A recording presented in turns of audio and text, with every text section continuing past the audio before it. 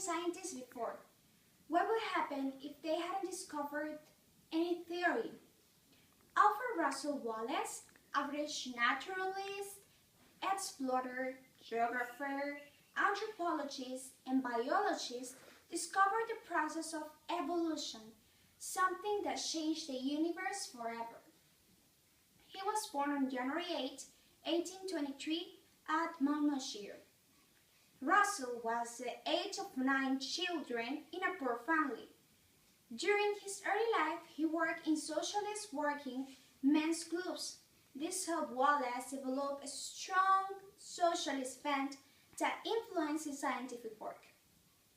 What discoveries made this scientist so famous?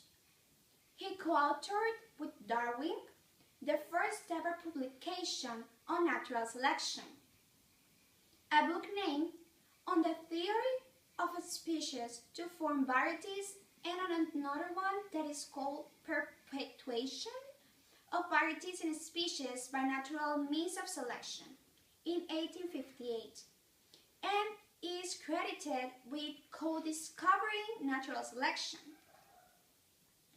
Also, he developed the Wallace effect. It occurs when natural selection favors reproductive isolation between two divergent populations, eventually creating two separate species.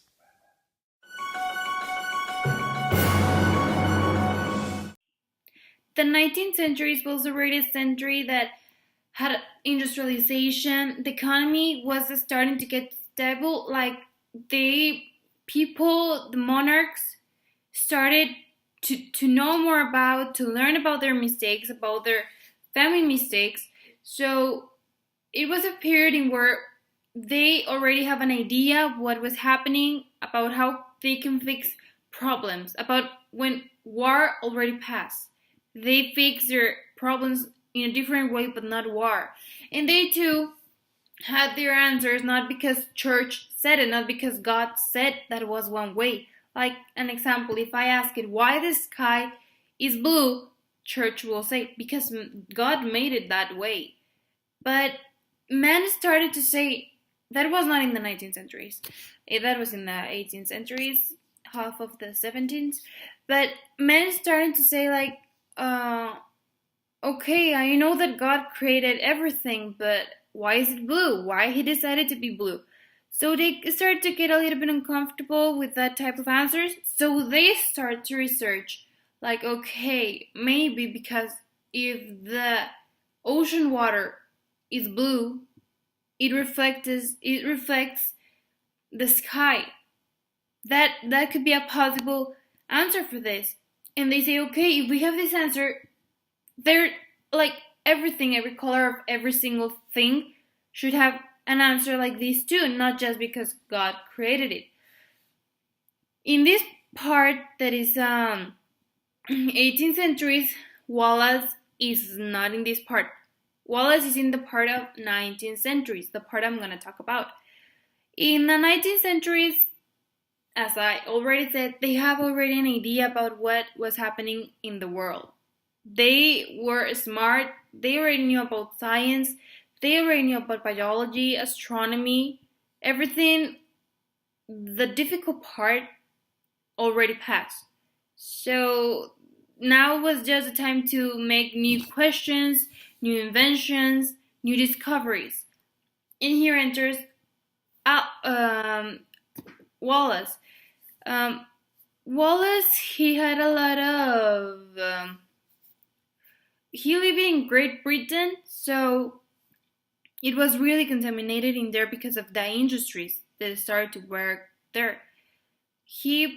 But still he had a lot of field to work on, really green areas and big areas of that. He read a lot. He loved to read, as did Darwin's. Both of them had really similar ideas about what was natural selection. And they say that they read the same books. So maybe that's one reason, because they have the same ideas. And Wallace had a lot of work to do. His first work, well, he started working in where he identified the Wallace line that divides uh, the Indonesia into two distinct parts, one in which animals closely relate to those of Australia, like they were common, and one in which the species are largely of Asian origin.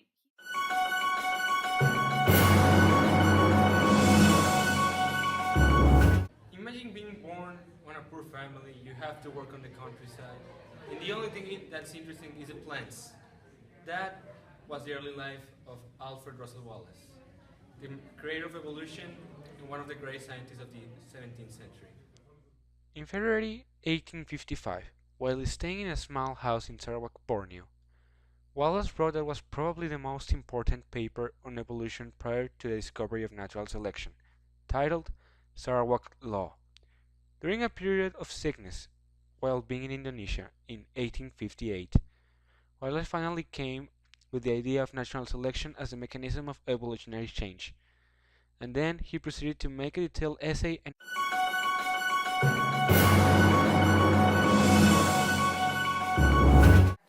he received a number of professional honors and honorary doctorates, such as the Election of the Royal Society, the Coldplay Medal, and one honor from the British monarch. As his role as the co-discoverer of natural selection and his work on zoography mark him out as an exceptional figure.